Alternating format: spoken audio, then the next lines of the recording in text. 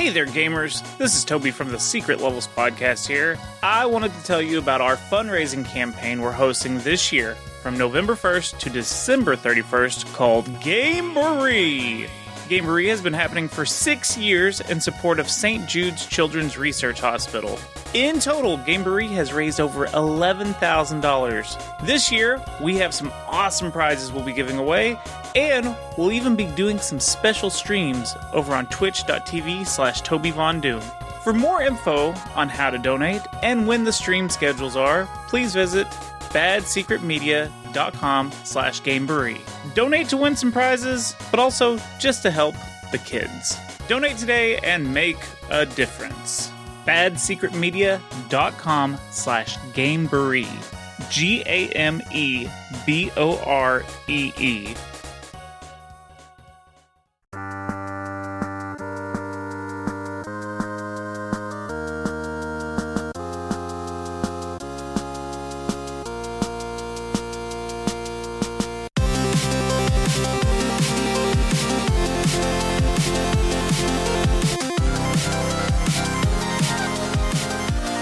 Welcome back to another episode of the Main Quest podcast. This is, of course, the #1 retro gaming podcast that can make a Redditor uncomfortable in 5 words or less. This is episode 117, maybe? Sure, we'll go with it. But what I do know is that, as always, I am your host, Keith. If this happens to be your first episode of the Main Quest podcast, welcome. This is indeed a retro gaming show, and if you scroll through the feed, you'll find deep dives on Sega Genesis games, Game Boy titles, and even the entire Resident Evil series. And there's a ton more waiting for you over on the Patreon. And for just $1, you'll unlock the Legacy episodes, which includes the first 50 episodes that for whatever reason aren't on the main feed anymore, plus a bunch of early bonus shows that got trimmed along the way. So that's over 50 hours of extra podcast, including coverage of modern games, NES titles, and even a few TurboGrafx games. And if you want to go a little further, there's a $3 tier that includes everything I just mentioned and Patreon exclusive episodes that will probably never hit the main feed, at least for a couple of years. So I wouldn't hold your breath waiting. And of course, the link to the Patreon is in the show notes.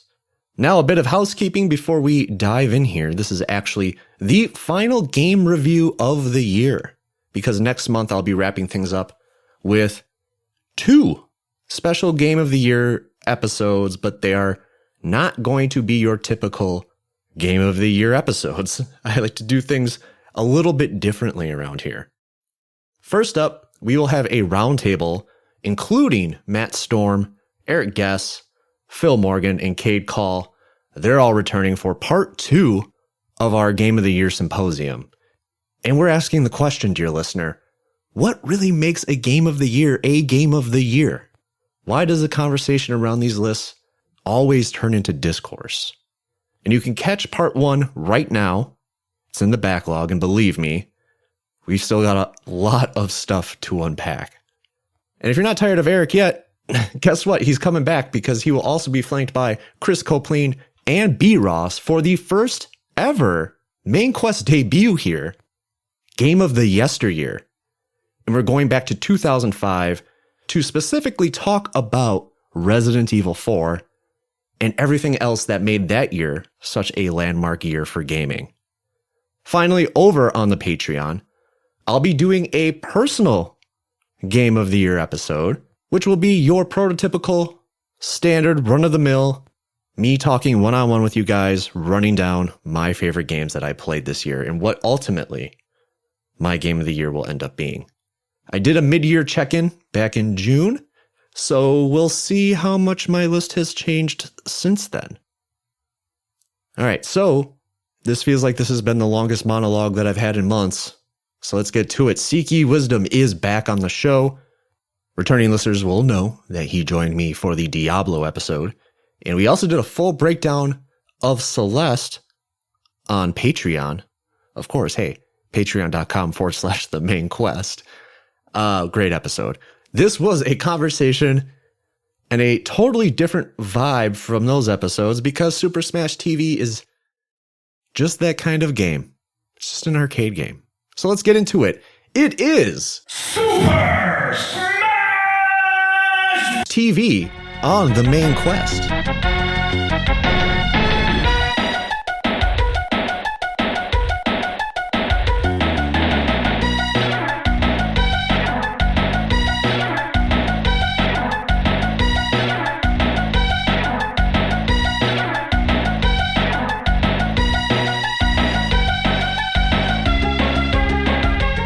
Buc-ee's.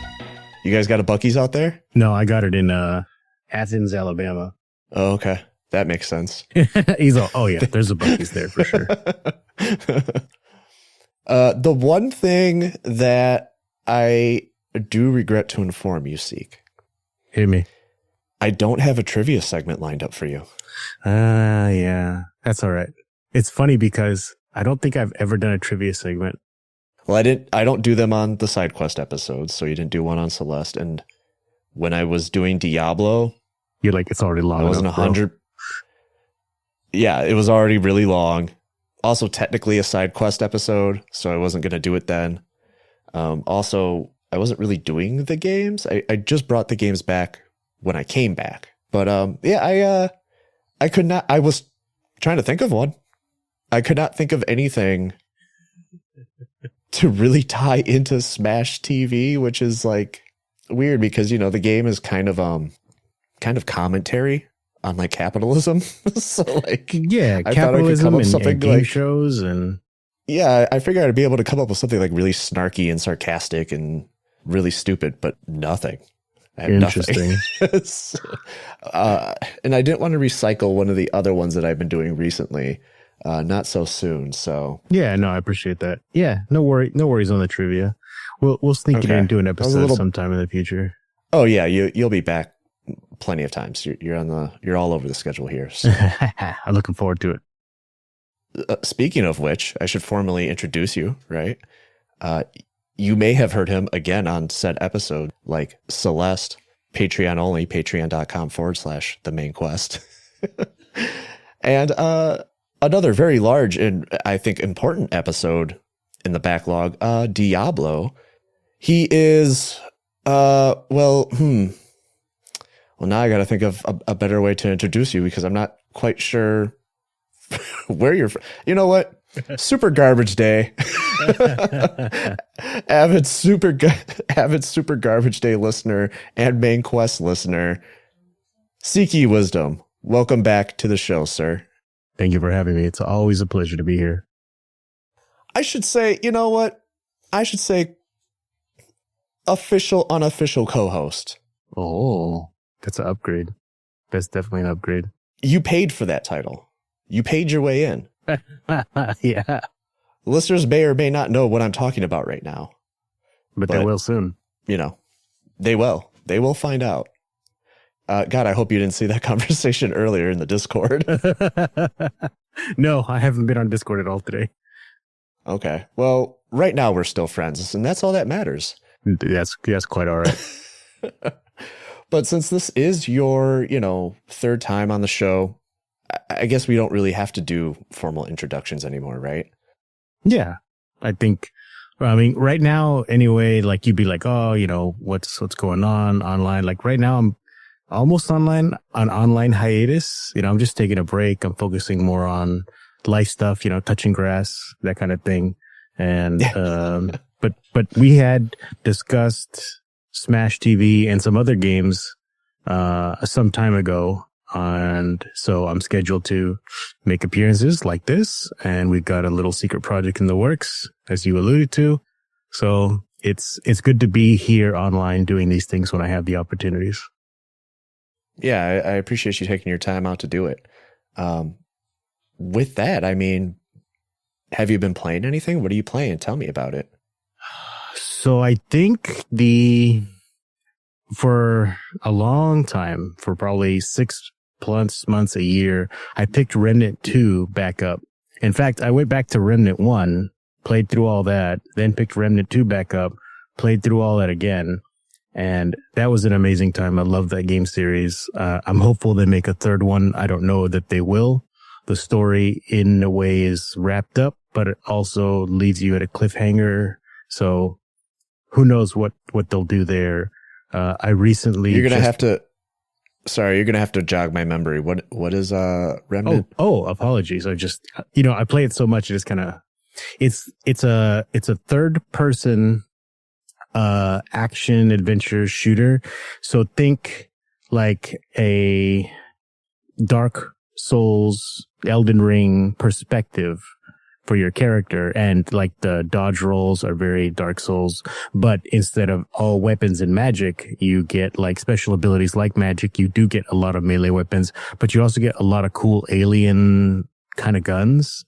You get regular guns too, but it's an interesting mix of genres. You can tell, especially in the sequel, it's very like Souls-like inspired, but it has its own lore, completely separate from the Souls universe, and I really enjoy the lore. I love the music, and to me the gameplay is just fantastic. It's great gunplay, it's great melee, and they have a main campaign, and then you can play through the entire campaign co-op, which is something that I miss in a lot of modern games. You don't get that solid co-op experience, and then it also has some multiplayer settings like a boss rush mode and things like that. So it's pretty cool. Yeah, I've definitely seen this in like some of the eShops and stuff, because the box art, well, quote unquote box art, looks the digital looks box familiar. art. Yeah, just grab it on sale, man. It's an amazing game to have on hand. You can pick it up and play the entire thing solo and have an amazing time. You can play the entire thing with friends and have an amazing time. The storyline essentially literally picks up where the first game left off. There is a passage of time between the games, but a lot of the callbacks to the first game are very lore specific, and I think it's worth it if you care about lore and story. If you don't, then you just if you're just playing it purely for the action, I think you're missing out on a lot. And then you were going to talk about something else. Yeah, so no, you're totally good. I mean, the audience would appreciate who does not know what Remnant may be. So thank you for corralling me in that regard. But I did want to point out that there's a game that was released. It's in the Warhammer 40K universe. It's called Space Marine 2. It probably came out like 6 months ago. I just actually, beyond the initial introduction, I just actually played it and completed it. It's not a very long campaign, but it was a fantastic game. I mean, I think to give people an idea of what it is, the best expression I've heard is it's Gears of War in space. But I think not better than Gears of War, but I think it enhances the melee aspect of the game, not just the gunplay. And if you look at my statement while playing Remnant, I really enjoy melee in those type of games. So it's nice to have the variety. I am incredibly, not put off is not the word, but Warhammer, there's like 5 Warhammer games every year. It seems like they never stop coming out. Like every time I look at something like Warhammer, I'm like, I don't even know where I would begin. Yeah, I think in this particular game, because it's Space Marine 2, there is a Space Marine 1. I did not play it, and I don't think it's necessary. I think it's a tight little story. You can just dive in, play along. It's not a long campaign, and then you can determine if you want to go into the multiplayer modes, which there's a horde mode, and there's a kind of like, they're almost like DLC missions. So they're like mini campaigns or like side quests. And that's additional content to kind of increase the replay value. I haven't gotten to that yet. I just beat the campaign. What day is today? I just beat the campaign like 2 days ago. So, it's on my to-do list.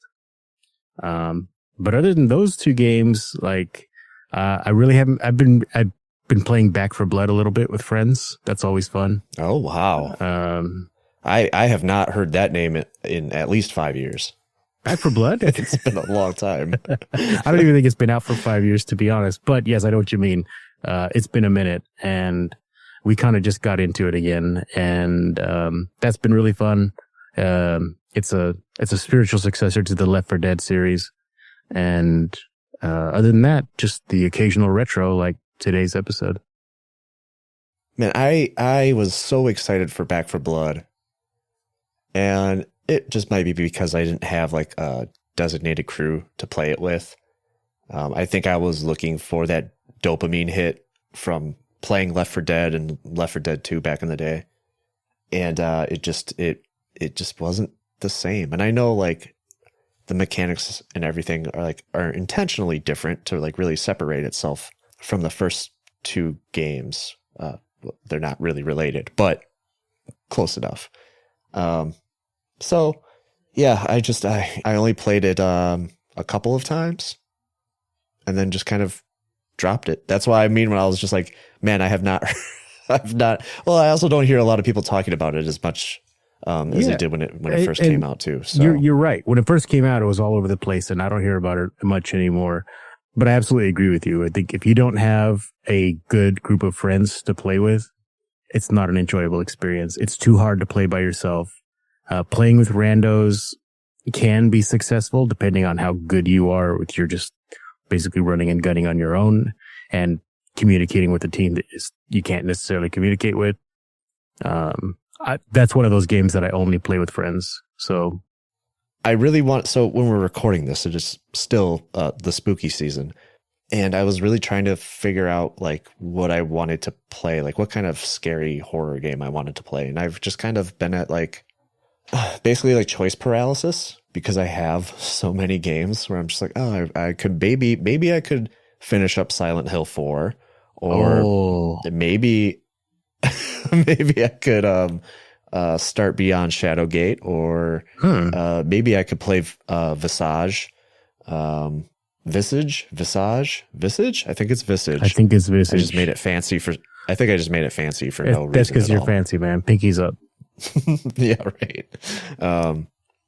So instead I didn't play any of those. Instead I started up Titan Souls, which is from, I think it came out like 2015, 2016, little indie game, very similar to Shadow of the Colossus in that it's a boss rush and you're just going through bosses one by one the entire game.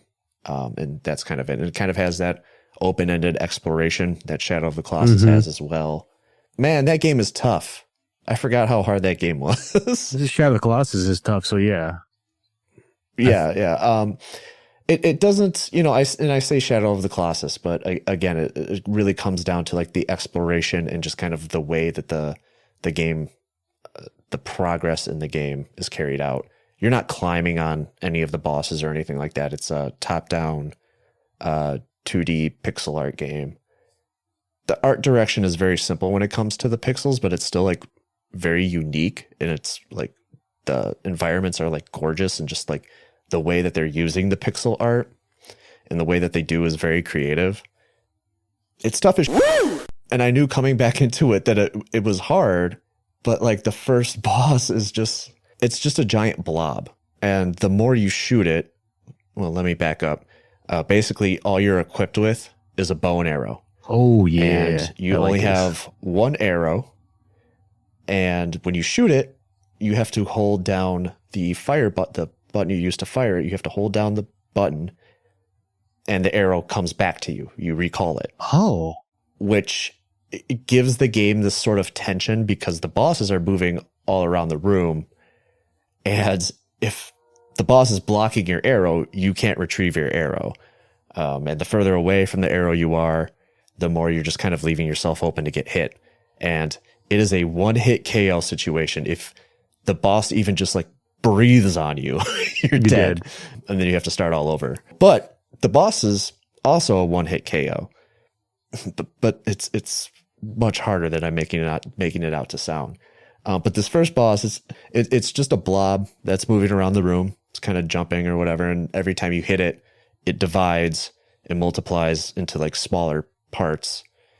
typical blob, video game blob stuff. And yeah, man, it was really hard. It took me like 6 or 7 tries to beat that one boss. But I did finish like the first section off. It only took me about 20 minutes. Yeah, I feel like it's one of those games that I'm just going to casually kind of chip away at. I didn't think I was going to enjoy coming back to it as much as I do, but... Interesting. Titan Souls, huh? Correct. I mean, at this That point, sounds I would fascinating. imagine it's like dirt cheap on Steam, or I'm pretty sure it's available everywhere. I remember when I first played it, I just like saw it, bought it on a whim. It was one of those games that I played for like months because Wow. it's that challenge. You want to finish it, right? Right. You want to see it through. You want to see where the story goes. Again, very much like Shadow of the Colossus. Like there's not a lot of text, not a lot of, they're not punching you in the face with story or anything like that. Like you really kind of have to like read between the lines of what's going on. Everything's told through environment. So it's very similar in that way as well. Pretty much very similar to that game without the climbing. So if you hated the climbing in Shadow of the Colossus, maybe try out Titan Souls. And if you loved it, still try out Titan Souls, but don't worry about the climbing. I actually, that was to me in Shadow of the Colossus, as we're talking about it, the climbing was one of those things that really drew me in because I don't think I've played another game like that. And not since. I mean, I was just about to say, I don't think I've really played a game like that either since Shadow of the Colossus. And I think maybe it's because people might be like, oh, they just ripped off Shadow of the Colossus. You know what I mean? There was that one game that came out a couple of years ago. It's not Hyper Light. Maybe it is Hyper Light Drifter, or it might be the sequel to that, where there's kind of something similar, but you're kind of like skating around these giant enemies or whatever. Listen, I never played the game. I could be totally wrong, but I just remember it like from a trailer or something like that. It conveyed kind of like that same mechanic a little bit. Yeah, I don't recall that one, so that's interesting to note. Yeah, man, Shadow of the Colossus really just... You just want to do an episode on Shadow of the Colossus right now instead of Super Smash TV? I'm freaking down. You know what? Let me tell you something about Shadow of the Colossus. The only reason I own a PS4 is for the Shadow of the Colossus remaster. There's literally no other game on there that I was like, this is a must-have title. I do have Bloodborne for it. I have not played it. I originally was also like, oh, The Last of Us Part 2, like that, you know, no, it's on PC now. So it's literally just Shadow of the Colossus remaster is the reason I own a PS4. Yeah, and that was kind of like Titan Souls, one of those games. I went to a GameStop and I was just looking to buy a game. I had some extra money and I saw Shadow of the Colossus just sitting on the shelf. I'm like, I have no idea what this is. I think it was used. I think I bought a used copy and bought it, took it home, and was just like absolutely blown away. Like people forget, like Shadow of the Colossus was like peak PlayStation 2 graphics. Like, yes, I surprised my PS2 didn't set on fire. You know, you're 100% right, dude. And I played it. I didn't play it until after the PS3 came out. So I was playing it on the PS3 with like the slight upscale and the faster disc read times. But even so, like even playing it on a PS2 on a CRT is still an amazing experience. Yeah. Oh God, and that soundtrack. Yes, the soundtrack is unparalleled. And just how it hits like at the right moments too. Man. Well, I know who I'm calling in 2035 when I put out my Shadow of the Colossus episode. Yes, please. I'll play both of them back to back, the PS2 and the PS4 right after. And who knows, maybe they'll have another remaster on PC by then or PS6. Yeah, right. It'll be remade at least like twice. I mean, how many times was GTA 5 remade? Is it 5? Yeah. And Skyrim. And Skyrim. Right. This is a perfect example. Like Skyrim first launched on the Xbox 360. It's still remastered on the Xbox. What is it? Series X or whatever. And they'll probably remaster it again.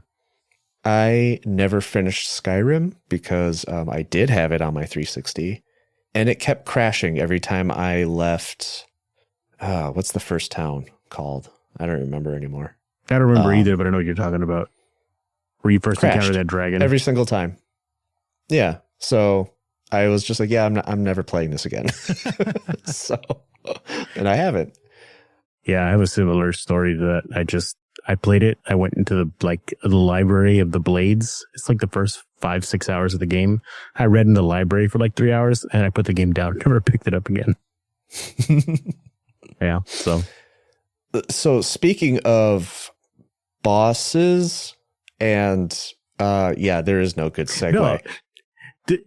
You know what the good segue was? It was actually when you were talking about the blob boss of that Titan Souls and how hard the bosses are. Like the first boss, you're like, it's already hard. That's the way I felt about Smash TV. Like the first boss in this game, I spent a lot of time just dying to that guy. Yeah, but that was like 5 minutes ago, though. That's the only problem. But also, this is why this is why you're the official unofficial co-host. That's right. That's right. But yeah, let's talk about that blob boss. But first, let's get into this development history.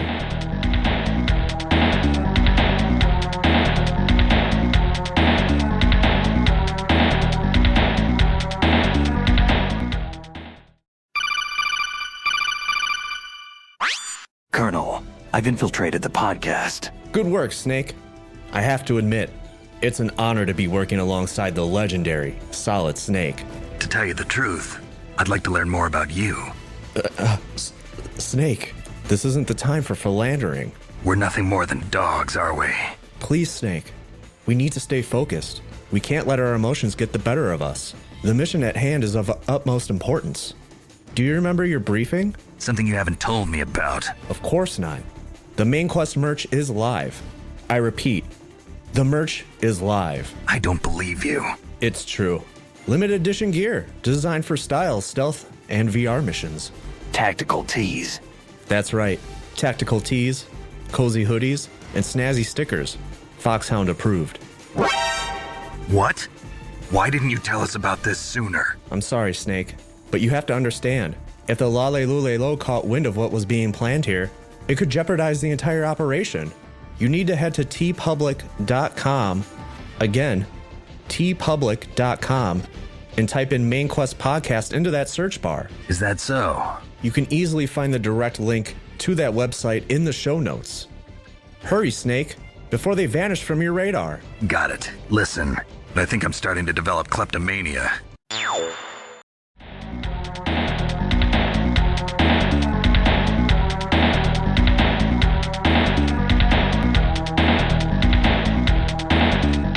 Super Smash TV is a twin-stick shooter developed by Williams Electronics and published for consoles by Acclaim Entertainment. This was originally released as an arcade cabinet, so the game that we are talking about today is a port of an arcade game. Want to get that out of the way, make that clear. And the development history for this is also going to just basically be the development history of the arcade cab, because otherwise it'd be pretty cut and dry. Hey, this arcade game came out and they just ported it to the Super Nintendo. That would be the end of that. But that's not interesting. So the arcade cabinet on its own was both developed and distributed by Williams. Just Williams at the time.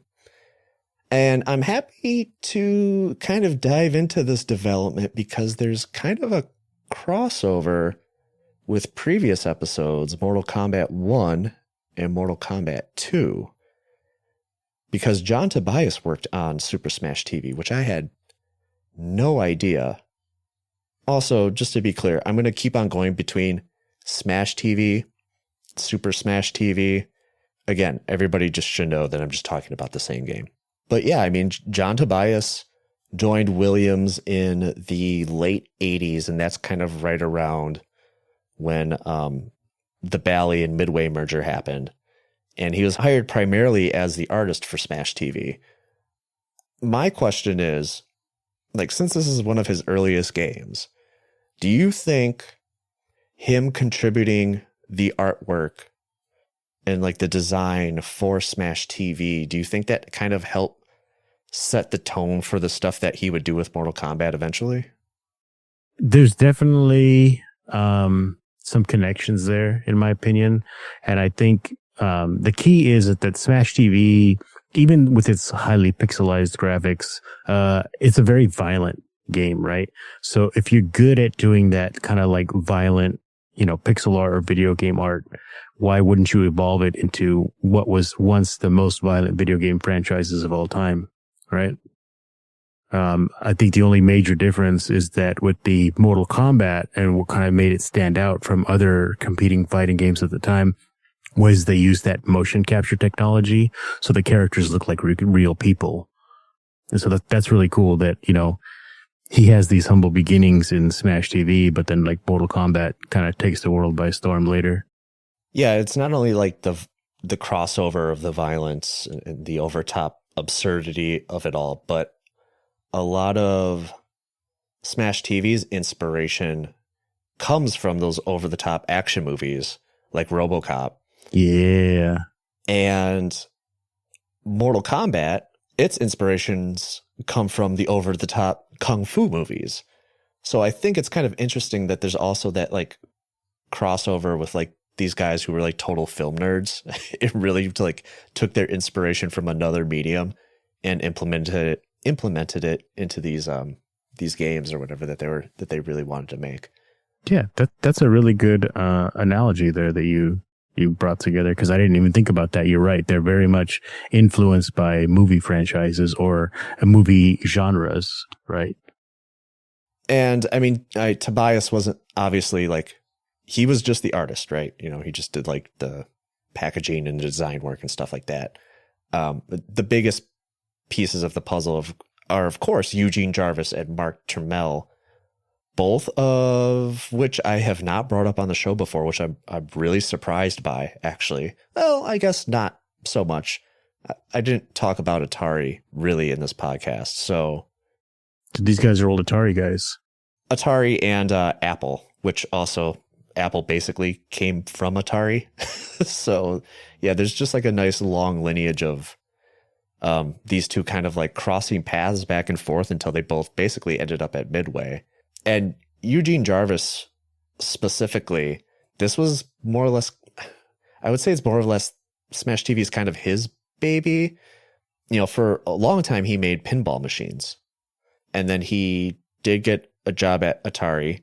Some of the games that he worked on were Time 2000, Airborne Avenger, and Superman, which I'm sure those mean something to somebody. I never played them. So, yeah, I'm not familiar with them either. So he left Atari, worked at Williams for a little bit, and then left, and then did some software consulting. And then in the late 80s, once the merger kind of happened, or I think maybe right before that, he went back to Williams. And then that's when he made Smash TV. But prior to that, he made Robotron 2084, which is another arcade, twin stick shooter arcade game. Are you familiar with Robotron? I'm not familiar at all. No? Okay. Yeah, I've never played it either. I've heard of it, and I've seen gameplay of it, but I have never played it myself, so... Does the gameplay remind you of Smash TV's gameplay with the twin stick style? A little bit. So, I mean, like Robotron 2084 came out in like 83 or something like that. I can't obviously describe how it feels to play the game because I haven't played it, but it looks a lot more stiff than Smash TV plays. Let me ask you this. Have you played the arcade version of Smash TV? Oh, yeah. Have you played the original cabinet? Yeah. Okay. Not recently, but so yes. You kind of know. Okay. So, I mean, it's like the controls are very fluid. You kind of like, you can move freely around. Yeah. Yeah. It feels like a more cohesive experience compared to the Super Nintendo port. Although it's a pretty good port still. Oh, yeah. Absolutely. We'll get to that in a second. But Robotron, I mean, it looks a lot more archaic than Smash TV. even graphics wise, it's just very simplistic, which I'm sure like it didn't matter back then, Mm-hmm. But yeah, him and Termel kind of cross paths like back and forth. And again, Termel also worked at Atari for a little bit. But then eventually he started working for Apple and specifically making Apple II games. A couple games that he worked on, which also don't mean a lot to me, like Sneakers and Lunar Leap. I have heard of Lunar Leaper, excuse me. Stop your tweets, everybody. I have heard of Lunar Leaper and then Turbo Esprit. But one of Termel's biggest contributions was creating the Nemo system at Hasbro, which was basically the engine that allowed people to create FMV games. So you can thank Mark Termel for stuff like Sewer Shark and Night Trap, baby. Yeah. Yeah. So, which is like, man, I'm not going to be talking about. Well, obviously I did my Sega CD stuff, so I didn't talk about any FMV games because we didn't really have any. There was one FMV game that I rented, and I don't remember what it was, and that's why I didn't cover it. Mm-hmm. That's my story. You're sticking to it. So, I mean, yeah, that's big, man. That's huge. It's been a while since I've, had to talk about a developer that created something so substantial in the medium. FMV games they've always had their niche, right? They're very trendy in the early 90s because it was something incredibly new. People thought like, oh man, like this is a video game? Like it looks just like a movie. And then it turns out it's like kind of a video game. It's more or less point and click than anything else. Yeah. And they just kind of went away for a while. And I mean, they're around now. Lord knows I played a Korean FMV dating sim on Discord. So I for everybody to see. Loved watching you play that game. And we have Mark Termel to thank for that. So thank you, Mark. Thanks, Mark. And then he's also responsible for kind of injecting that sardonic edge, that satirical edge, and that take of American consumerism that's in Super Smash TV. And now you also have me thinking that maybe John Tobias also had a little bit of input on just how hyper violent the game actually is. And so that's kind of where all of that heavy inspiration comes from, is mostly, from what I read, Mark Termel, but Tobias could have had some input as well. And again, I don't mean to like downplay anybody or like kind of like make fun of or whatever. I don't want anybody to feel like that. But yeah, there's just like this hyper violent game show aesthetic to this that just seems so like cynical that I feel like just kind of lands very well with the era, if any of that made sense. Yeah, it makes perfect sense. It's true to its era with the way entertainment kind of came across. It's kind of it's almost satirical or over the top, taking those tropes and just, intensifying them for the purposes of this game. Yeah, it's like a lot of unnecessary stuff that I think kind of GTA and Rockstar would kind of run away with, 6 years down the road. Because I feel like video games are kind of getting away from that for a few years. And then, GTA comes out and you're hitting prostitutes with cars and and people are blowing, like you hit somebody with a rocket launcher and they're like flying up towards the screen and there's blood everywhere. It's really ridiculous. Those games are really bad though. Those first couple GTA games are not good. And stuff like Postal too.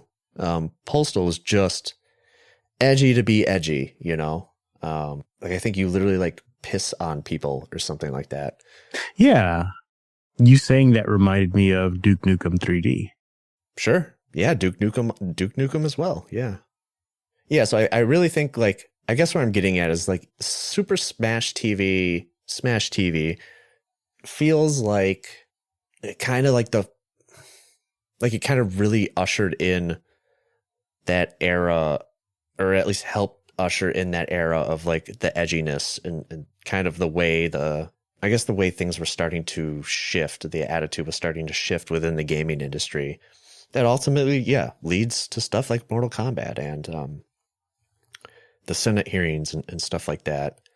And obviously very much like, I mean, God, yeah, I mean, there's so much, John Tobias, right, is in here. Mark Tamel created the Nemo system, so that leads to Night Trap, two very, at the time, divisive video games that led to the ERSB or ESRB. ESRB, yep. ESRB, yep. Yep.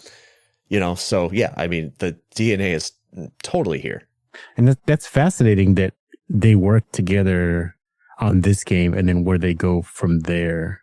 Yeah, they so they do try and follow up the success of Smash TV with a game called Total Carnage, which, I mean, have you checked out Total Carnage? I had not, actually. Oh, it's fine. And you know what I just realized? We didn't talk about our previous histories with Smash TV. Funny enough. Interesting. Because my previous history kind of surrounds Total Carnage, and I totally forgot to talk about it. We'll get to that. We'll get to that after Retro Recollections. How about that? Perfect. Keep people on the edge of their seats. That's right. This is the main quest. Yeah, I mean, Total Carnage is fine. When I looked at contemporary review scores, it was received well. Like, critics liked Total Carnage. It just, for whatever reason, didn't hit. And I played it recently, and yeah, man, there's just, it's like, you'll understand this. It's kind of like AI made Smash TV, but it's like, there's just something like off about it. You know what I mean? Like, this feels like Smash. It looks like Smash. It plays like Smash, but it's not quite it. Yeah. There's just something. Yeah, there's something off about it. And I can't quite put my finger on it. Not sure what it is. That's fascinating, considering that was the game subsequent to Smash TV, and not like, oh, this was the precursor. You can see some of the DNA elements that would later become Smash TV, but this is the opposite. They had the hit franchise that got the many ports, and then they tried to make a follow-up to that, and it just didn't turn out. Yeah, because I feel like Smash TV is already kind of the, you have that lineage. You go from Robotron, right? And Smash TV is just an all-around better version of Robotron. You can see that shift in gameplay, presentation, audio, all of that, arriving at its, destination. And you're like, yep, this is it. They did it. And then Total Carnage is like, well, how do we refine that gameplay? What do we add to it to make it better? And it's just kind of like, you kind of can't. And there's a lot of modern twin stick shooters that I've been playing lately. And even those, like, you can only change so much. Like, I played Binding of Isaac earlier this year, and that's a twin stick shooter. And really the only thing really separating that from something like Smash TV is that you're not basically mowing down hordes of enemies, and it's also mostly roguelike elements. So although it controls like a twin stick shooter, it's not arcadey, right? You're not score chasing. Another good example of a good twin stick shooter is a game called, I think it's called Disc Room. Oh yes, I know exactly what you're talking about. Another great twin stick shooter, which just kind of incorporates puzzle elements for the most part, but it is still very arcadey because you compete against your friends, So, and I think, like, when you talk about Total Carnage, it's like, it's too similar to Smash TV. The only difference is that you're not trapped in a room. It's very much, you're just kind of going through a level. Isn't what is it called? Is that Vampire Survivors? Isn't that kind of like that? No, because you literally can, like, slap your on your phone and just kind of play it that way. Like, you don't have to do anything to play Vampire Survivors. Okay. So well, I've never actually played it. I've just seen gameplay. So I'm kind of surprised that with the technology that we have in our phones that can literally track our eyeball movement, that you somehow can't play Vampire Survivors just by looking at the screen. You could on a PC, because I've watched people on Twitch like stream those games where their eye movements are what track the gameplay. Mm-hmm. So they just have to have one of those eye cameras to do it. But you're right. Totally. Like, why isn't that like just built into the default game? Yeah, they should get, if they're still doing updates on Vampire Survivors, which I'm sure they are. Yeah. There you go. That's probably like the best accessibility option you could probably put in that game. Good to know I could play with one finger or other appendage as you recommended. Well, hey, I didn't recommend it. I just, You said it's possible. you can do it. Don't ask me how I know. A Patreon exclusive episode. Yes. And then I guess lastly, I just want to mention John Hay. John Hay, who was the composer for Smash TV, also worked on Total Carnage, Mortal Kombat 3, something called NBA Jam. You ever heard of that one? No? Yeah. Anybody? He's on fire. Yeah. And then Carn Evil. He's basically like the midway in-house composer, basically.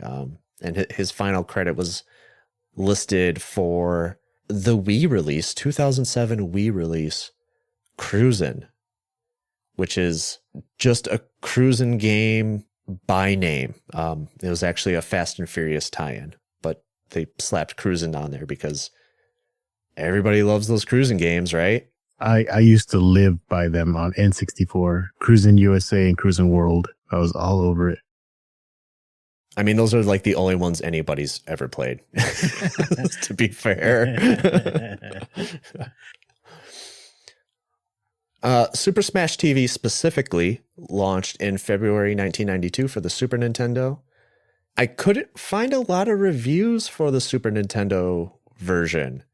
I actually came across a lot of reviews for the ZX Spectrum ports for some reason, I guess. Yeah, but I did find 3 reviews for the Super Nintendo game specifically. So Mean Machines gave it a 92%. Computer and Video Games gave it a 92 out of 100. And it right now holds a 82% on game rankings. So yeah, pretty decent scores for the Super Nintendo port. But I do have one perfect 5 out of 5 star review from our friend Greenwood on Amazon, who says, "This is the game that gave life to the Call of Duty Black Ops minigame, Dead Ops, part of the Nazi Zombies era. It's one of the hardest games I've ever played, years ahead of its time. I just wish they'd remake it so future generations could experience it for themselves." And there's the one time I'll ever mention Call of Duty in my podcast, I guess. Never played it. Gonna take your word for it, Greenwood. Thank you, sir. Thank you, Greenwood. Or madam. But what do you guys think? What do you, dear listener, think of Super Smash TV? We are going to jump into retro recollections. It is that part of the show where I want to hear your thoughts on the game that we're talking about today. And if you want to contribute your thoughts, like the fine folks have here, all you have to do is jump into the main Quest Discord server.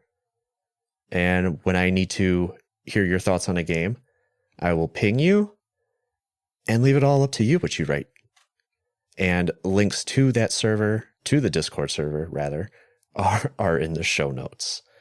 First, we're going to hear from this guy who left something very simple for me. And all they say is, Big money! Big prizes! I love it! I do love it. Thank you, whoever anonymous user that was. The first real retro recollection is, of course, Lethco of the Afterglow podcast, who says, "This game is great. but the arcade version stomps the home version just for having Twix sticks to control with. The SNES did its best with the hardware available, though. Yeah, I mean, I'm sure we'll get to that in a moment, but I don't disagree. We'll say that. And then we've got Phil from Deleted Saves who says, having played both the arcade and SNES version, I thought the home version was pretty faithful within its limitations for the hardware, and both are fun. This always reminded me of the Schwarzenegger version of The Running Man in video game form. Again, pretty decent praise for the Super Nintendo port. I have never seen The Running Man.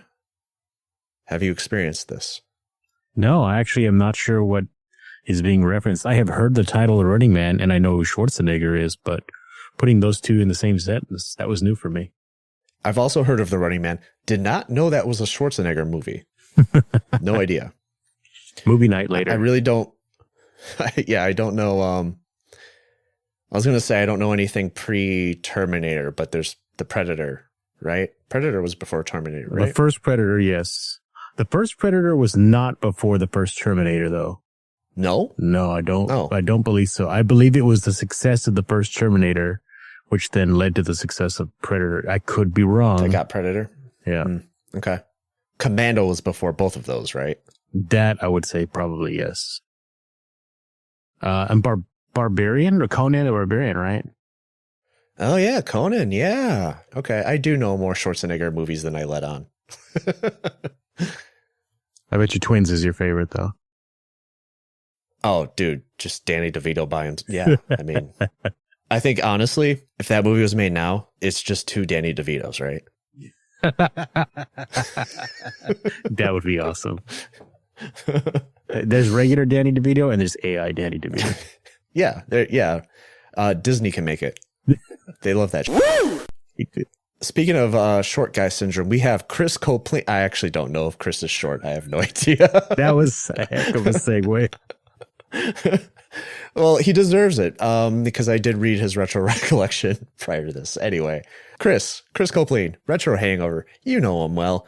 He says, this seems like a game that I would enjoy in an arcade with twin sticks. Somehow, though, I don't remember ever playing it, but it still looks incredibly familiar. Maybe I'll continue that trend, and when I do get around to it, I'll play it. Smashed.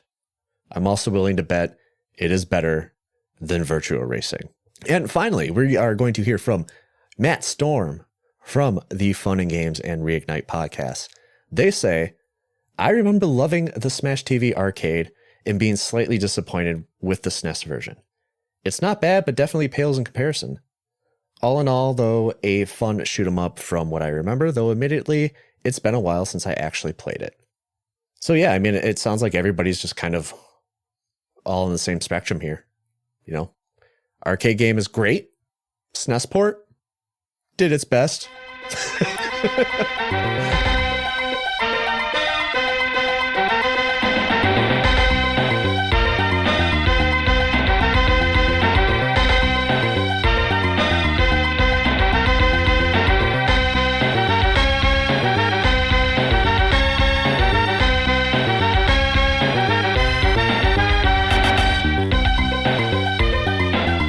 Well, I jumped the gun. Definitely went into development history. It has been a while since I recorded, in case anybody needs to know. So I'm off my game a little bit. So before we actually talk about our current experience with Smash TV, what is your personal history, or not personal history? Your personal history also applies to what we played today, right? How personal you want to get? Listen, baby, you're wearing those shorts, so... Yeah, just for you. I want to know what your previous history with Smash TV is prior to playing it today. It's interesting because I definitely played it a lot as a kid. And if I recall correctly, there's also a classic NES port as well as a Super Nintendo port. And I played that one. It's obviously going to be more rough because if the Super Nintendo port is not quite as up to snuff as the arcade, of course, the NES port is not going to be up to snuff either. But I enjoyed it. I still enjoyed the NES port. despite its significant flaws. I enjoyed the Super Nintendo port despite not living up to the arcade's technical abilities and sound. I think that's kind of the key also, is like a lot of arcades, while the gameplay, the mechanics can translate pretty well to the home console ports, twin sticks aside. I think sound is kind of what a lot of people lose in that translation. And I hadn't listened to the game soundtrack since I played it in antiquity and until recently, but I definitely noticed there's like that difference in the sound. But historically, I really enjoyed playing this game. I played it a lot with my brother, couch co-op, growing up, and friends that would come over, we would play it. And I always remember just struggling with it. In fact, while I can't say for certain, I don't recall getting very far ever in childhood. And I don't know if, again, throw back to what we talked about earlier, the first boss. When we were first talking about this episode before we started playing it again recently, I didn't recall ever beating the first boss. Or if I had, it was one of those like, yeah, I barely beat the first boss and then I don't get very far after that. And that's really like my history with it. Like, I've always enjoyed it. It's one of those games that's just easy to pick up and play. But it's tough. It was tough then. It's tough now. Gosh, man. I mean, I forgot that, there was a NES port of this game. The NES was one of the best selling consoles of its generation, and everybody had one. And why wouldn't you put it on that thing? And I'm just like, how the hell do you play that game on an NES? Yeah. Yeah, this might be sacrilegious and I might be losing my gamer card tonight. I don't know. But I never played the arcade cabinet until I was an adult. This was my Smash TV experience, was the Super Nintendo port. And I didn't own it, but it was a rental. We would go out and rent it every couple of weekends. It was a game my brother and I would play all the time, but I was having little brother syndrome, and I was basically dead weight. So I was constantly dying. I was no help at all. But when I would play it with friends, the level field was leveled, the playing field was leveled, and we didn't get as far as I would with my brother because we were both really bad at it. So it was kind of like the same experience as you, where I was just like, I don't remember if we ever got to the first boss. And if we did, we definitely didn't beat the first boss. And I just kind of eventually just wrote it off. And it's not that I wasn't like, it's not like that I didn't like it or anything. It's just that I was bad at it. So I didn't want to play it. And then I went to Galloping Ghost in Chicago. And if you're not familiar with Galloping Ghost, it is the largest arcade in the United States, the only arcade in the world to have a Primal Rage 2 cabinet, but they have a Smash TV cabinet there.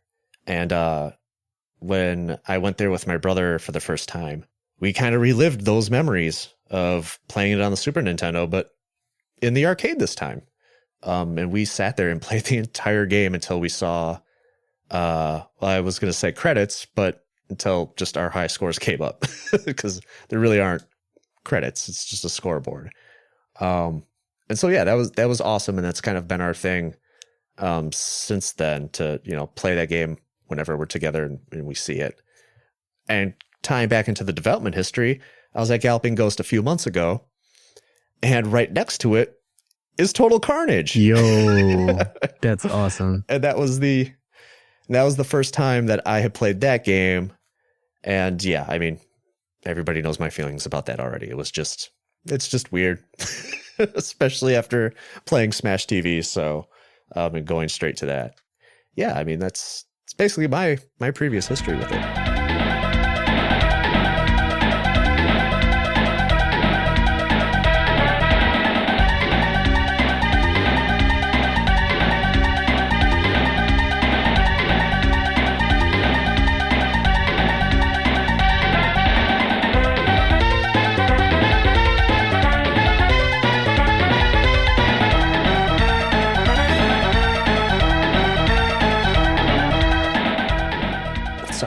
story and plot, because there's a story and plot, sort of. I went to the manual for the story, because they don't really give you one in the game, I don't think. I'm trying to remember. So what do they call that when it's when the game is on idle and it just scrolls through like menus and gameplay to kind of like capture your attention? There is some story that's presented in the that. attract screen. The attract screen, thank you. There is a little bit of story that's presented in there, but I bet you whatever you got from the manual is more expensive. Yeah, kind of. I was trying to remember if there's a text crawler or not. I couldn't remember, but yeah, I went to the manual just in case. And it says, the year is 1999. Television is cashing in on the bloodlust of its viewers. Violence dominates the screen.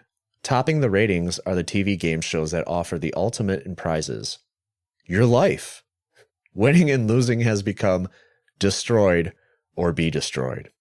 Our show stands as the toughest, most spectacular, most dangerous, and most rewarding contest of all. Smash TV.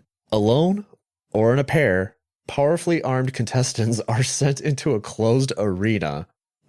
There, before a live studio audience and devoted TV viewers from around the globe, they battle opponents, human, humanoid, and inhuman, and search out the cash and prizes that will make them Smash TV Grand Champions. ready for prime time. The future is now. You are the next lucky contestant. There it is. That's it. I love the line where it goes, alone or in a pair, powerfully armed contestants are sent into a closed arena. These aren't like trained people. These are just like, here's some guns. Good luck. Although I will say from the character art depicted in the game, these guys are ripped, so they've got to be at least, if they're not ex-military, they're at least bodybuilders or athletes of some sort. Maybe they could be those muscle suits, just to make them look good for it's for television. Seek. You have to look good for television, so they just give them. You have just blown my mind. That is absolutely a possibility that I did not consider. It's 1999. They have the technology. That's true. I mean, especially if you play that game, you see what kind of technology they have. I gotta wonder, how do they go about picking the contestants? They do not talk about that. Is this like the draft? You just get a letter in the mail? Jury duty. It's jury duty. It's your civic duty to compete for capitalism. Yeah. I was like, this kind of reminds me of Double Dare, but if like it was Double Dare for like serial killers or something. Like it's just like, I don't know, I got like Mark Summers vibes from this oh man, TV show host. There's a throwback to the 90s. Mark Summers. It's interesting because like the two contestants, they're in that launch room, and I think what do they call that? The station room or the camera room, and that's your starting point. And then he's like, go, go, go. And then you rush into the arena. And that's like the first actual level where you can interact. And like there's a map that kind of shows you the rooms you can traverse as you kind of get through the arena. And it's definitely like, hey, there's just a couple of guys and they're sitting here, and then go in there and start shooting stuff and get big money and big prizes. It's as deep as a story, as deep as the gameplay is, right? Which I feel like that's a good segue to talking about the gameplay, because there's no reason to talk about the story really, other than it's just very silly, right? Yeah, it is silly and it's weird. And I have a question about I'll bring it up at some point, but yeah, let's hit the gameplay. Okay. So yeah, I mean, just I guess to go over the basics, before I ask you for your thoughts, the basic rundown of Smash TV is, well, kind of what you just said. It takes place as like you're like on a TV show set, but it's split into 3 arenas, and each of these arenas are connected by square rooms. And when you enter one of these rooms, you're basically playing through a horde mode where like enemies are just pouring out they're just pouring out of the doors in the room. And once you kill enough of them, the doors unlock and you can move on to the next room. And this loop basically continues until you reach the boss of that area.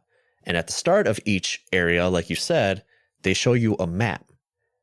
And at first, it kind of doesn't seem like anything you actually need to pay attention to, but it is worth paying attention to because the map kind of shows you where there are secret exits. It shows you where there are hidden prize rooms. And again, all of this stuff is just in lieu of a high score. You're just high score chasing. It's an arcade game. And so, yeah, the real point of the game is really just to kind of rack up as many points as possible. So with that said, without kind of getting into how it feels to play the game, what did you think of the gameplay loop? It's very straightforward and it's very easy to grasp.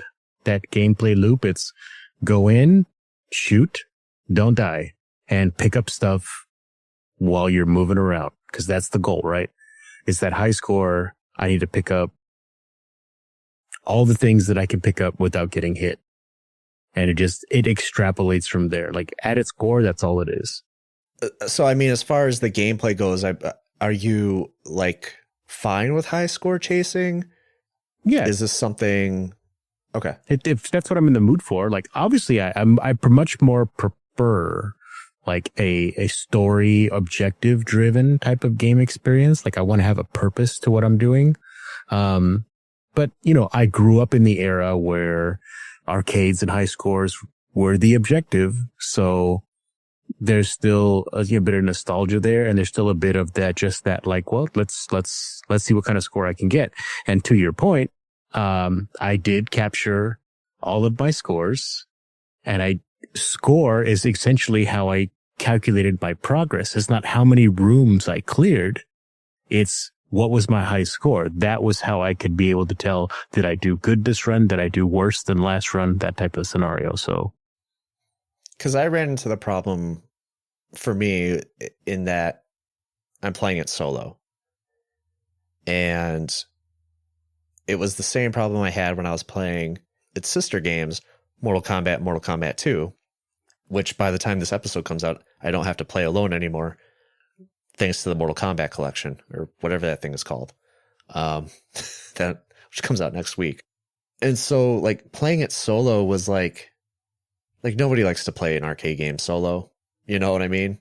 It's just, I mean, maybe there's people out there, but I'm not playing it at an arcade cabinet, so I'm not competing with anybody. I'm just kind of competing with myself. And so that drive wasn't really there. Like, the only drive that I had was that I need to play this for the podcast. I need to see how far I can get so I could talk about it. And unfortunately, spoilers, I didn't get past the second section because this game is really hard playing it by yourself. I mean, even playing it with another, like playing the arcade cabinet with my brother, you know, Galloping Ghost, it's just unlimited continues. So, I mean, we continued a lot, you know, but I mean, we finished it, you know, so. I love when arcades do that, where they have like, you don't have to pay to play. You pay to get in and then you play unlimited. Yeah. That's basically what it was. And so, yeah, I mean, it was rough. Like, I didn't feel the drive, though, you know, I'll say I was having fun. Like, I was still having fun, and there's a specific charm to Smash TV, but it was just very hard to get motivated to be like, oh, you know, I completed the first section, and it was just like, and then it goes through like all your totals and stuff, and like the stuff that you collected, and I was just like, oh, right, like there's really, like, that's all this is, and to kind of bum me out a little bit. Yeah, I mean, I also played it solo, so I didn't have the co-op. I wanted to, like, arrange for a co-op session, either like with my brother or somebody, just to get that experience so I could speak to it. Unfortunately, it didn't work out. So my co-op experience is all in antiquity. It's all memory. Just like, you know, or you recently playing with your brother at the arcade. But I seem to recall that if you play co-op, the continues are shared. So while you do get the advantage of having more firepower, you also get the disadvantage of sharing the amount of deaths. I could be wrong about that, but that's what my brain wants to say. Yeah, you could be right. You could be right. That I don't know. But that said, just to speak on the gameplay and the continues mechanic, I thought that the amount of continues they gave on this, at least on the Super Nintendo port that we're referencing, I thought it was very fair. In games like this, I'm used to them giving you like 1, maybe 2, and then it's like, too bad, get good. Well, and they're also pretty generous with one-ups, if you can get to them. Because it's like, I mean, just to get down into, I guess, what it feels like to control the game, and I'll put a pin in as far as like more of the gameplay here. We'll put a pin in that for a second. But like controlling the game, you know, this is a twin stick shooter. And so this, my first twin stick shooter that I'm covering, you're basically using 2 joysticks to control your character to fire and move at the same time, right? This is a twin stick shooter by design. It is on the Super Nintendo, which does not have twin sticks or any sticks at all. So instead, you are using the face buttons to handle the aiming and the firing. So like, for example, Y shoots left and A shoots right and X shoots up and B shoots down. The D-pad moves the character around the room, and you can basically hold any of the face buttons to kind of keep firing in the direction that you want to fire. But also you don't want to hold the fire button down because then you also will be wasting ammunition. Yeah, man, so how did you feel about the layout of the controller before I give my thoughts? So it's funny because I had forgotten that that's what it was like, and I was fully prepared to have like the shoulder buttons because it's Super Nintendo, right? So it has those shoulder buttons, and I was fully prepared to engage those shoulder buttons with something. And then when I started playing, engage the shoulder buttons, engage the shoulder buttons. And I started playing, and I was like, first of all, these do nothing. And second, yeah, it's like, it's simulating the twin stick. And then, it should be added that you don't just get like up, down, left, right. You get the 8 cardinal directions. So if I press Y and X at the same time, I'm shooting up left. And I press B and A at the same time, I'm shooting down right. Yeah, I found that out way too late. Oh, really? Way too late into the game. Yeah. Dude, that makes it rough. No idea. That makes it rough if you're not getting the diagonal shots, because the diagonal shots save you so much when you're like running away in a corner. But once I did that, I wouldn't say that it was like, oh yeah, this is an amazing control scheme. All games should play like this. It was like, okay, this makes sense. I understand what I'm doing. And occasionally I'll forget, like I'll be holding down the A button because I was shooting right, and then I need to shoot something on the left. And so like I press left on the D-pad thinking like, oh, now I'm going to face left and shoot. And I'm like, no, I'm still shooting to the right. Oops. And I have to quickly press Y and hopefully not get killed in that split second. Yeah, definitely a lot of those mistakes. Yeah. It makes sense, right? Like, it does make sense in how they handled it. And I'm not sure, like, I'm thinking about the shoulder buttons because I also had that thought where I'm like, oh yeah, I'm going to use the shoulder buttons in some way, right? Mm-hmm. For sure. Like, absolutely. No, right. Like, there's nothing. Yeah, I mean, you kind of get used to it. Like, initially it's like, oh, this isn't intuitive at all. But then it kind of does make sense, but it's still not great. And it's kind of like a lot of the retro recollections that I got is, we all are on the same wavelength, I think, like the same spectrum here, where it's just like, yeah, we totally get like exactly what they tried to do, and they did it, and it's pretty much the best you can do in this situation. Yeah. You just, for some strange reason, you triggered a thought, and I hadn't had this thought before, but it's pertinent. There was a third-party adapter back in the day for, I believe it was the NES controller, it might have been NES Advantage. That is an amazing piece of hardware. I still have it. My best with that is playing Mega Man 1 unexpectedly, I managed to beat the game with that thing. And it was like, I'll play until I'll play until I hit the continue screen. You know, like you run out of lives, you hit a continue. Mega Man 1, right? And I managed to beat the game. It was scary. But that's not what we're talking about today. But actually, now that I think about it, it might be the Super Nintendo that had this adapter, or the PlayStation. Anyway, it was a third-party adapter. And what they would do, it was essentially on top of the D-pad, it would add this joystick. And you would literally secure it to the base of the controller with these like rubber bands that hooked around like the like essentially the base. And so now my D-pad is a pseudo joystick. So I was thinking, I was like, imagine if when they released this game for the Super Nintendo, they had these like, hey, they didn't even have to engineer a whole separate controller because that would have been expensive. But they could have been like, hey, you can get the base game and play it, you know, the way with the buttons, the face buttons, or you can get the deluxe game and get these extra controller enhancements that would turn the D-pad and the 4 face buttons into essentially pseudo joysticks. And then you could really twin stick it. And I think that would have been an amazing opportunity. Yeah, I definitely am familiar with what you're talking about. I've definitely seen that. You also unlocked another memory for me in which I feel like I read when I was doing the research on the game that the NES version, I think you utilized both controllers to play the NES version in order to get the port 1 and port 2 to get the true twin stick experience. Shooter stuff. Yeah. I'm willing to bet you could probably do it. If you could do it in the NES version, I don't see why you would not be able to do it in the Super Nintendo version. So you suggest that basically they'd be both D-pads? Yeah. Interesting. Yeah.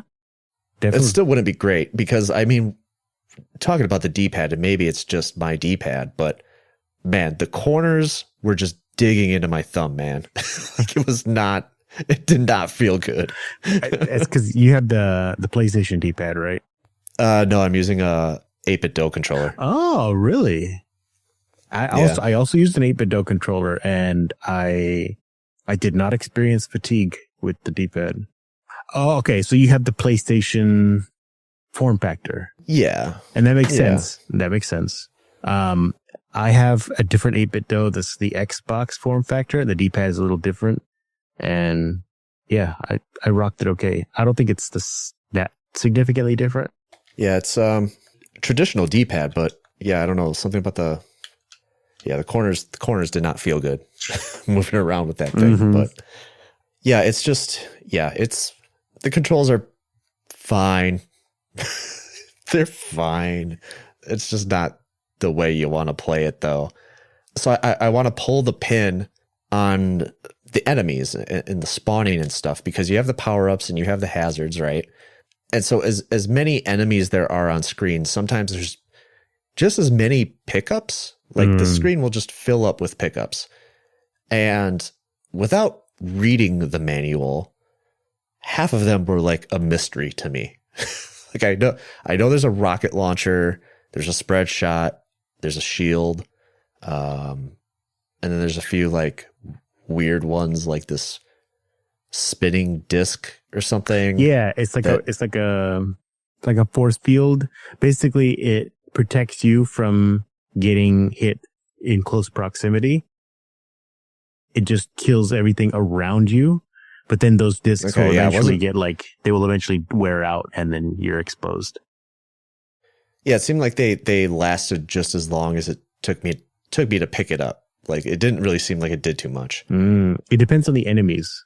So the real weak enemies that you can kill with the base gun, and I wanted to bring that up earlier, but I didn't want to interrupt the segue.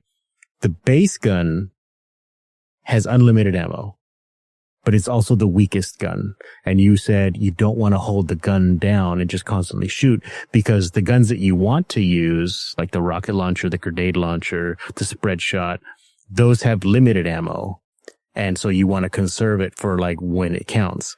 But those discs, if you're fighting the base enemies, which are very weak and they usually have to get right next to you in order to do damage, it slices through quite a few of them before the disc will fade out. You get 5 discs when you get that pickup. But the stronger enemies, like the shrapnel enemies or the bike enemies, they're not bikes, they're kind of like tanks, but they kind of look like big motorcycles as well. The discs will hit. They may not even take the enemy out, and the disc may just like fall off upon that impact because it's a much stronger enemy. Yeah, maybe I just didn't, because there's so much stuff happening on screen. Yeah. So maybe I just didn't notice that it was helping me more than I thought it was.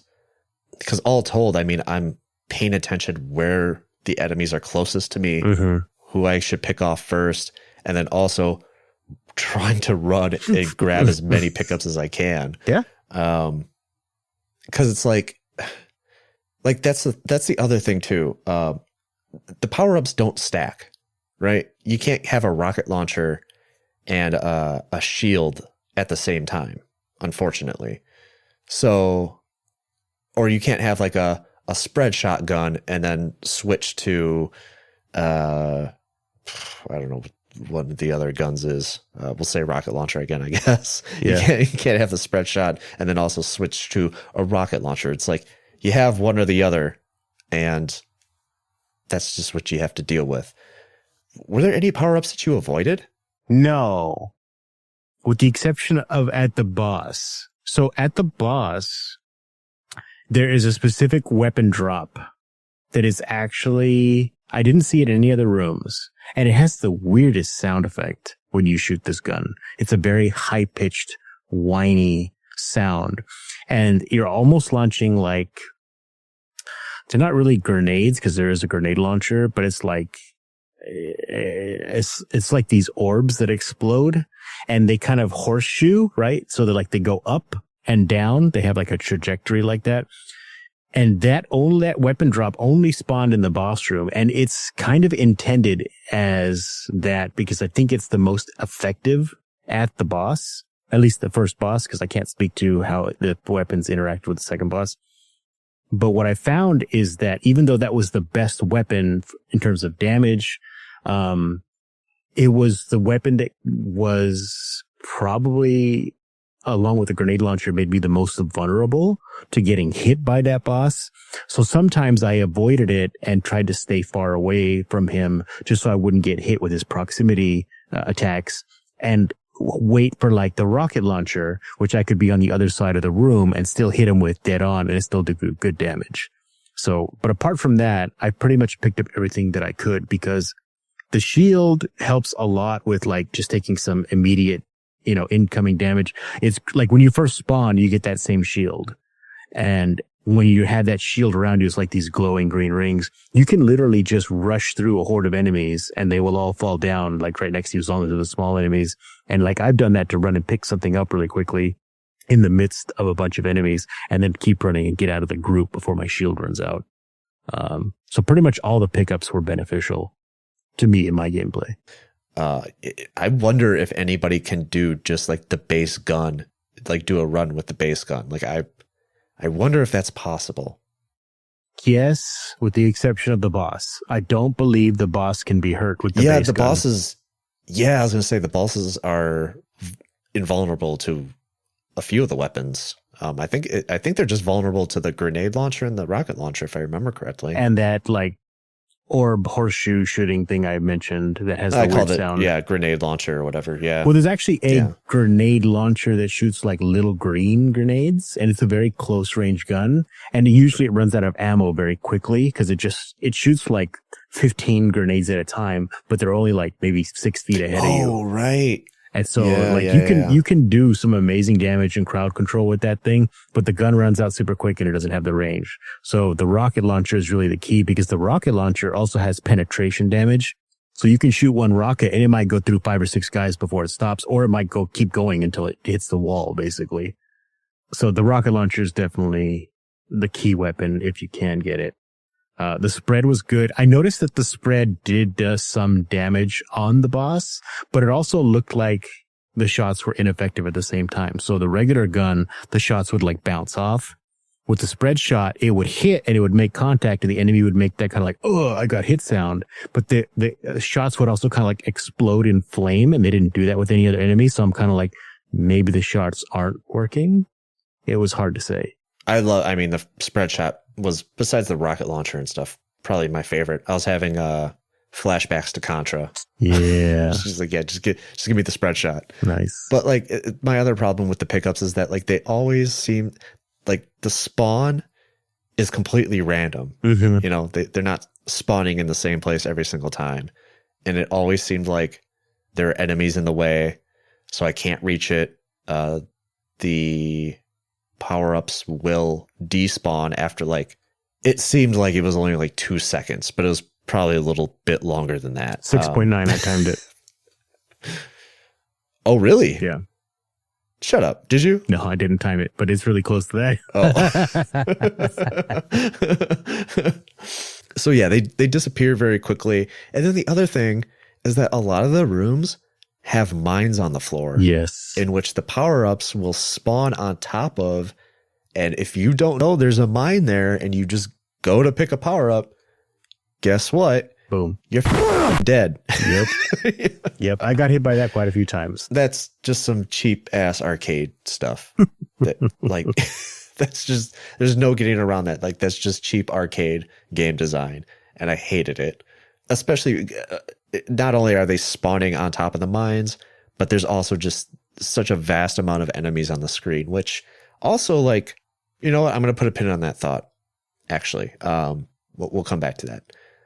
As far as the first boss goes, I actually didn't have too much of a problem with him at first. I did die, so I lost a couple lives to him initially.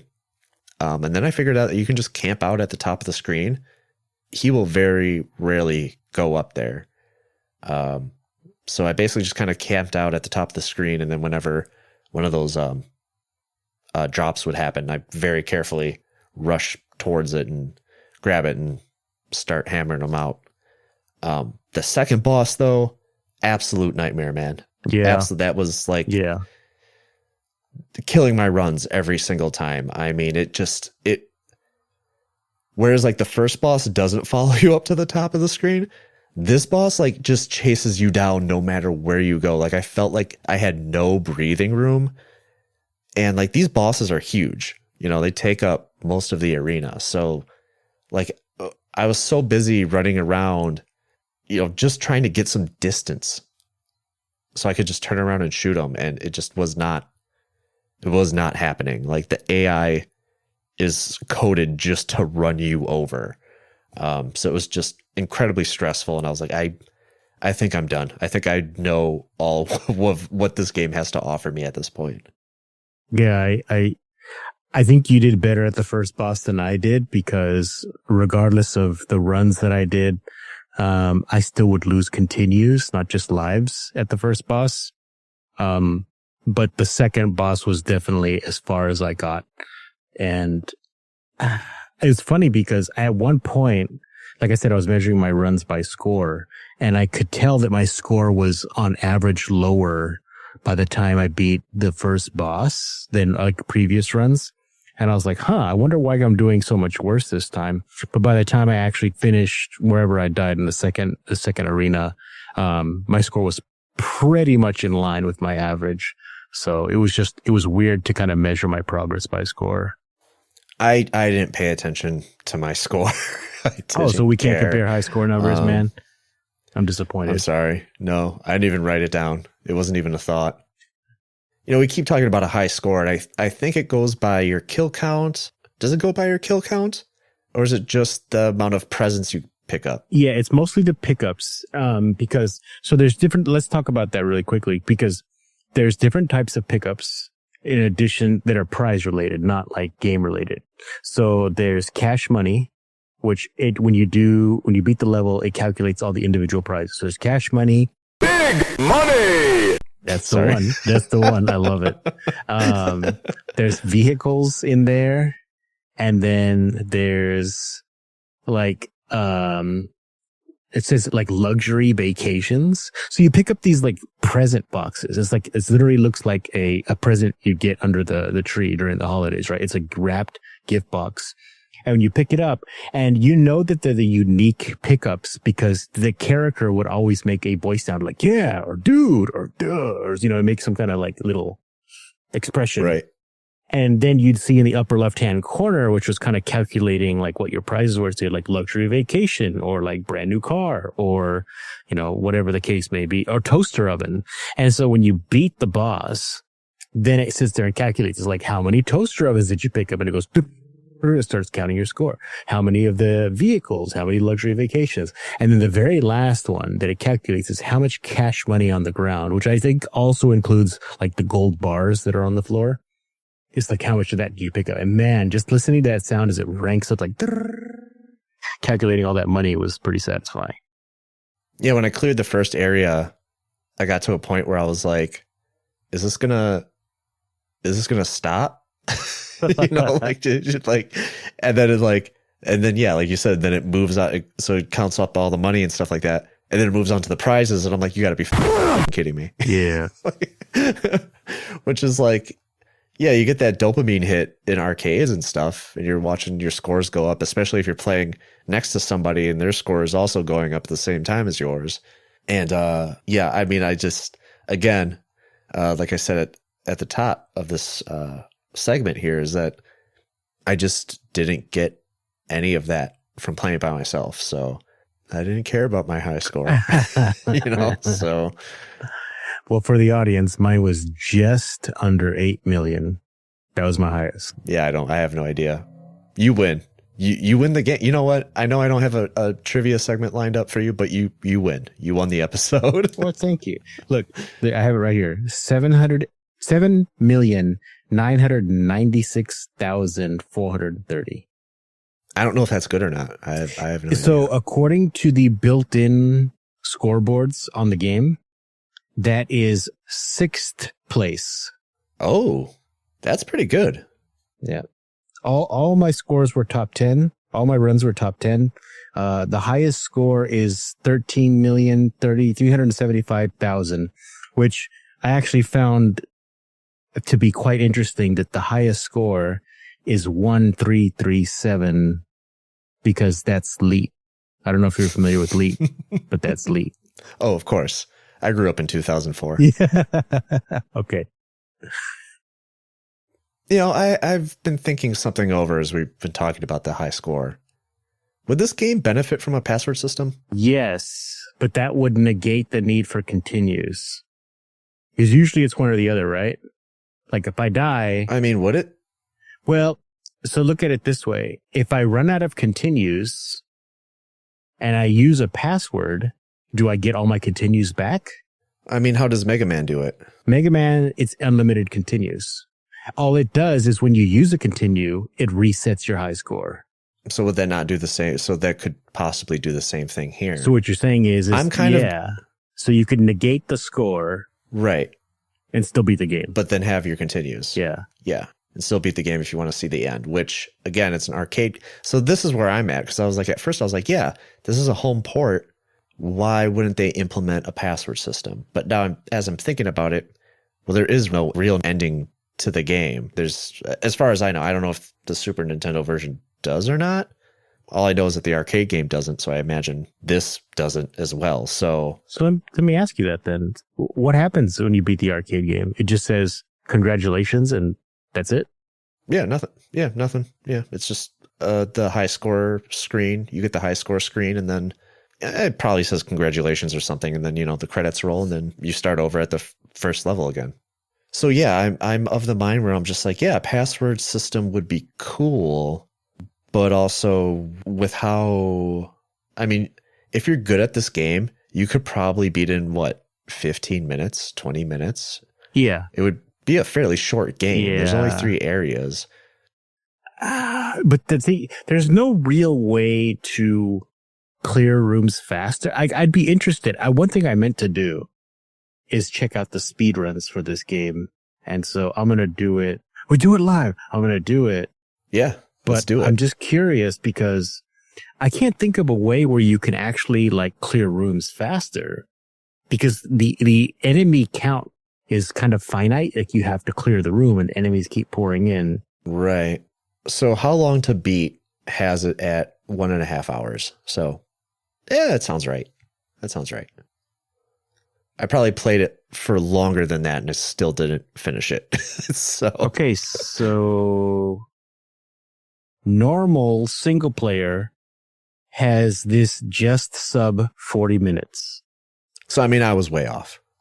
But still, it's a very short game. Yes, very short game. And, you know, I would say having a password system would not hurt, right? It's there. It's there if you want it. Yeah, right? it wouldn't hurt it. Like, I would love to see what the third level is. I would love to see, because the enemies change up in the second area, you know? I don't remember what the enemies are in the third area and the last area. I don't remember what the final boss is. So I would have liked to at least seen it so I could talk about it. But I can't. So you won't. Because there's no password.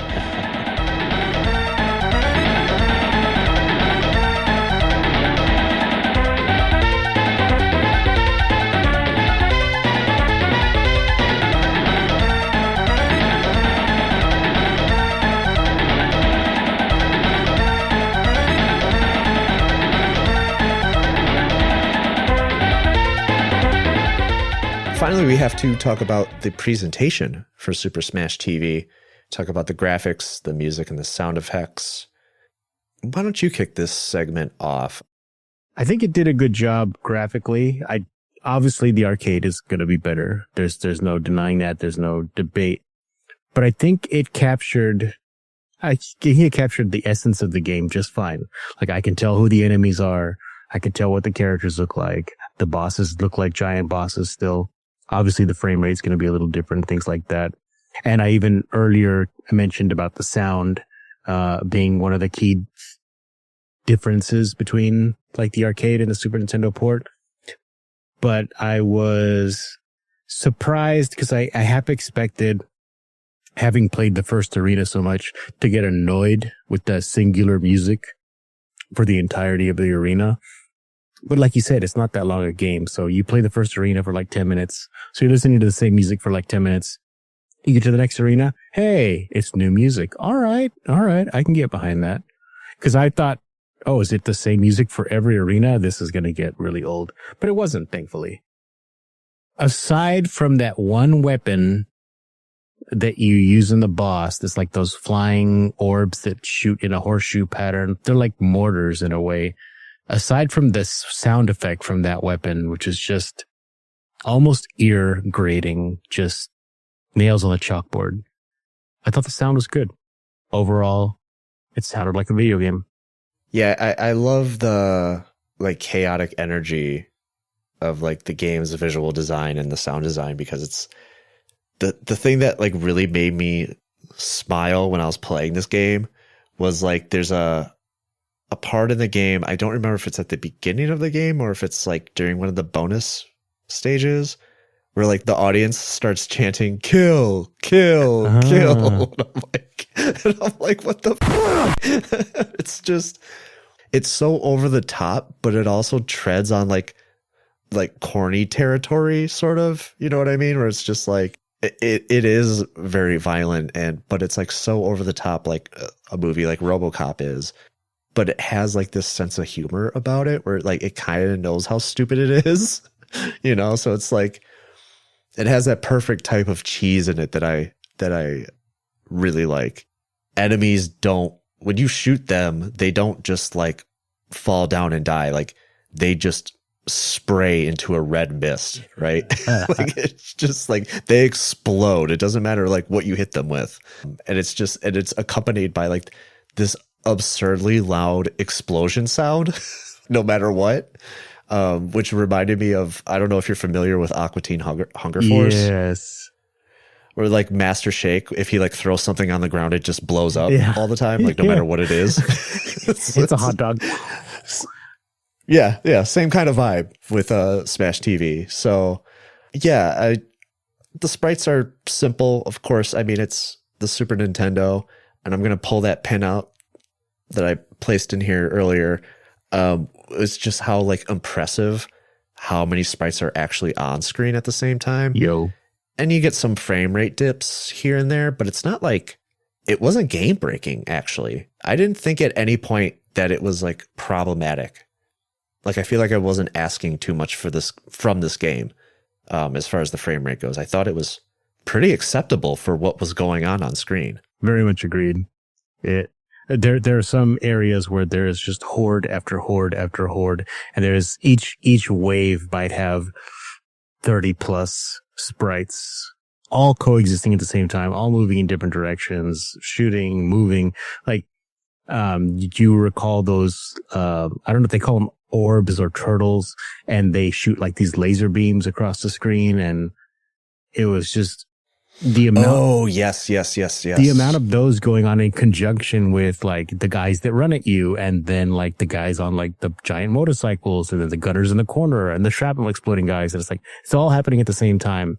And I don't, like, just like you said, I don't feel the frame rate really dip. The action continues to hold. Yeah. I will say the one thing I was a little disappointed in were actually the bosses, because even though, like I said earlier, they are like these massive sprites that take up the entire screen, they're surprisingly like low on detail.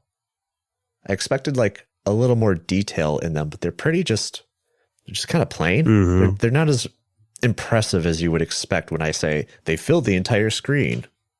They do, but it's not that impressive, actually. So, and maybe that's a design choice, right? Maybe it's just the hardware limitation, right? The sound design, though, however, you know, as much as I liked some of those explosion sounds and stuff, I overall didn't care for the sound design or the music for that matter. I think I did spend too much time playing the same areas over and over again, because I got to a point where I just muted the TV and I put on my own music instead. And I went all the way back to the early 90s, and I was like, you know what? I'm going to go full aura here and just get in the mood and put on some Candlebox and Nirvana. Nice. And the Melvins and stuff like that, and just get back to those, you know, early 90s summers when I was, you know, playing this game on the Super Nintendo, you know. So, and the voice samples, I mean, the voice samples they're fine. I mean, I don't love it, but I mean, they're fine. It's fine. I have to remember, like, voice samples weren't like a regular thing on home console, and the Super Nintendo is, for all the I gave the Genesis for the past, you know, 60 episodes or whatever it was good at doing voice samples for the most part. There's something about the SNES where it's like, it's fine, but it sounds like a little more like gargly than I would want. But again, we're comparing this to an arcade cabinet, which is like thrives on sound. It's trying to attract people from football fields away, mm-hmm. Right? Like it's designed to be very loud. And so I think some of the audio here seems a little more blown out than I would like it. Yeah, I wouldn't debate that. I didn't get as put up by the sound. And I played it on some pretty garbage speakers, but they did a job. I mean, it felt authentic, sure. In like, you know, for playing an old kind of retro game. So yeah, I mean, I think overall, I mean, I wasn't going to expect too much out of the audio. You know, I knew it was just going to be generic arcade. Sorry, John Hay. I was just kind of expecting some like generic arcade game music or whatever, and that's kind of what it was. So I can't really be totally let down by that. But I think the visuals, as far as the presentation goes, I think the visuals really carried the entire thing for me, and just kind of being like, yeah, this is kind of what I remember and what I expected from Smash TV coming into it.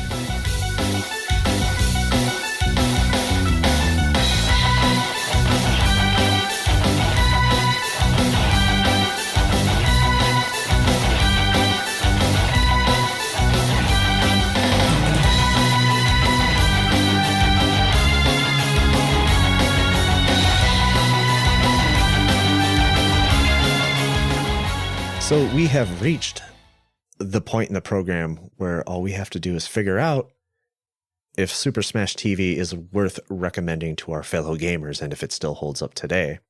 And I think I'll take this one first, and that I would give it a light recommend, only because I guess the arcade version isn't readily available.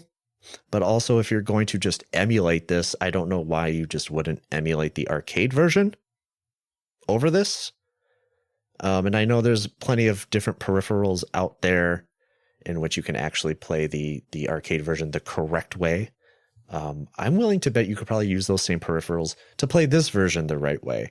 But whether or not you're specifically seeking out the Super Nintendo experience specifically, I can only be like, hey, they did their best with what technology they had available to them. They utilized it well enough. And it's like I've been saying, like you've been reiterating for me, is that it's fine. It's fine. It's just okay. But I don't know if I could like fully recommend and be like, yeah, you need to seek this out and play it. I'm always going to tell you to maybe just go play the arcade version instead. But honestly, you can't really go wrong with this version though either, though it has a little bit of its caveats when it comes to just how you actually physically play the game.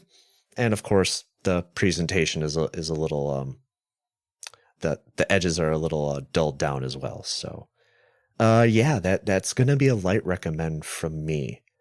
And Seek, close us out. Yeah, and I honestly I kind of went back and forth on this because I agree with you. It's not as good as the arcade, and if you are not playing it on original hardware either way, why would you choose this version over the arcade version unless it's just easier for you to access or utilize this particular version?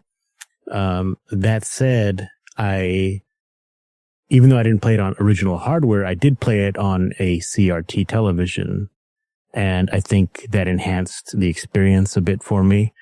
And that just put me in the state of mind that's like, this is exactly how I would have played it 23 years ago, so that didn't take away from the experience for me.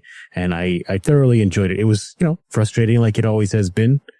So I think if you are interested in this game at all, I would also give it the light recommend, because it doesn't take much to get something out of it and determine, yeah, this is a game I'd like to pick up once in a while, or this is a game I want to speed run, or I played it and I have no interest in playing it again. It takes all of 10 minutes of time to get to that point. And so that's why I can easily recommend it, because other games you might need to sink in a lot more time or energy to be able to really assess and maybe enjoy or hate the gaming experience.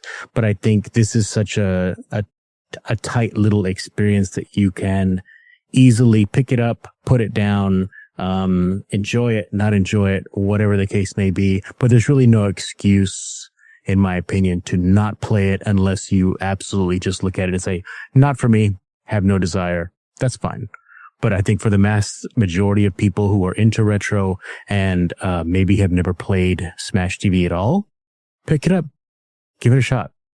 I don't think you'll regret it. You may not enjoy it that much, but I don't think you'll regret it. So that's my light recommend. Yeah, I will say too, like as far as the arcade game goes, saying that, like, yeah, if you're into retro and you've never played Smash TV, it is definitely one of those must play arcade games.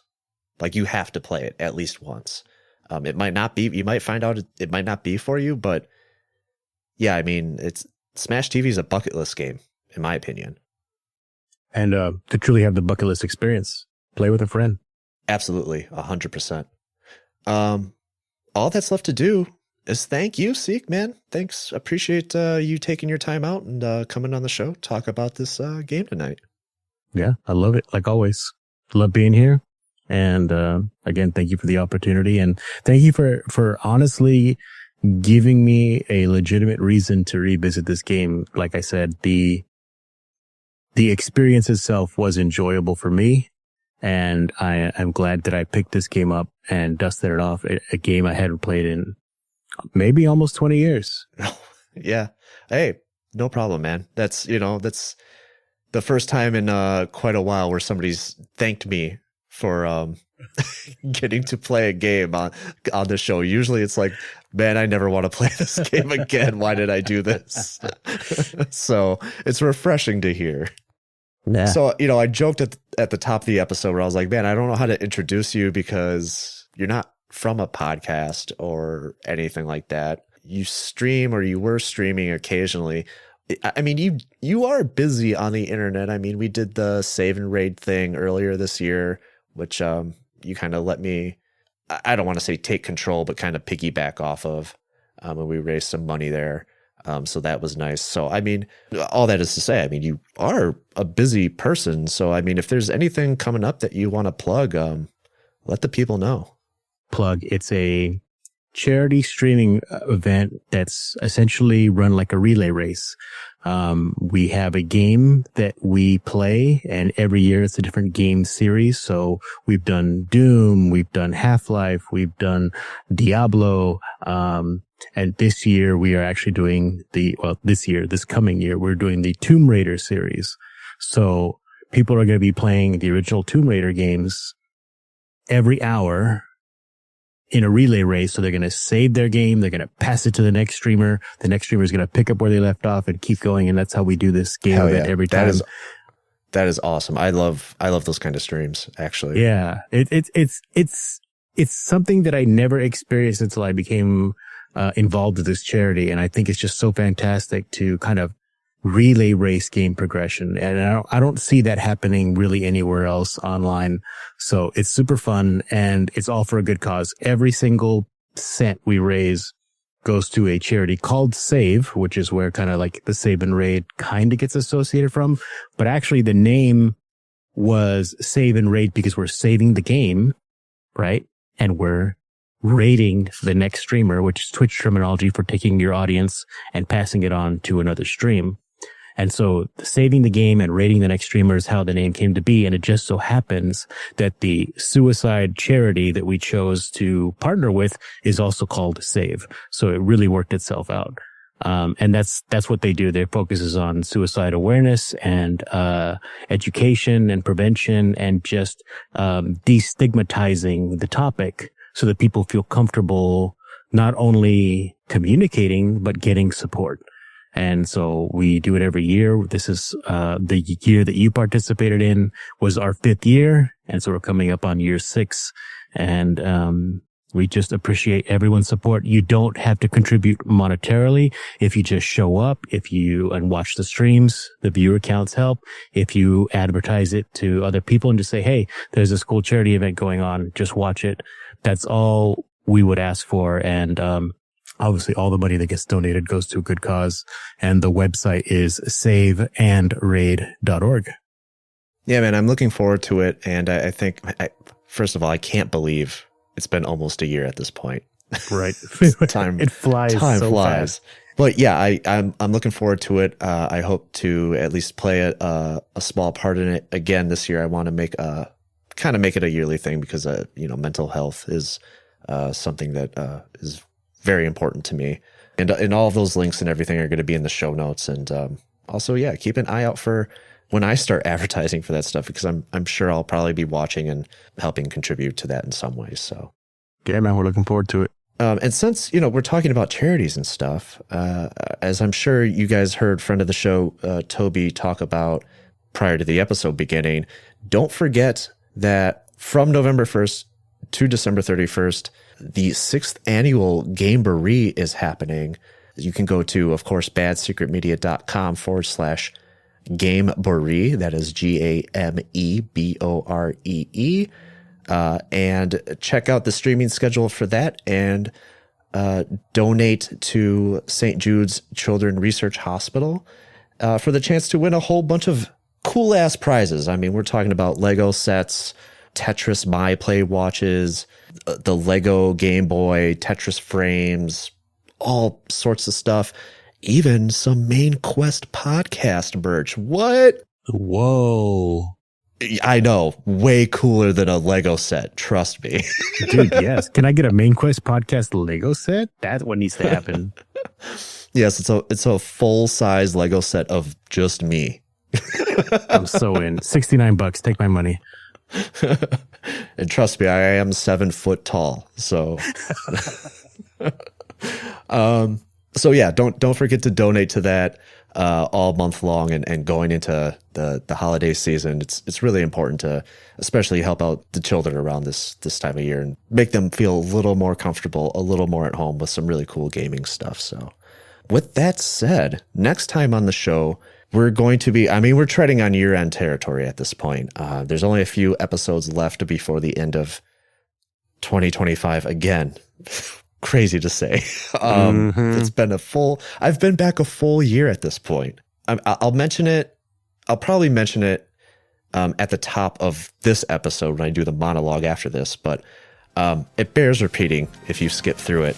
I will be winding things down next month with year-end content, and the first episode up is going to have Cade Call, Eric Guess, Phil Morgan, and Matt Storm. They will all be returning for another round of our Game of the Year Symposium. If you missed the episode last year, go do some homework because we're picking up where we left off discussing what Game of the Year actually means and if it even matters. It matters to some people, which, by the way, until next time, thank you guys for your support. Take care of yourselves, and always remember, it's okay to like a video game.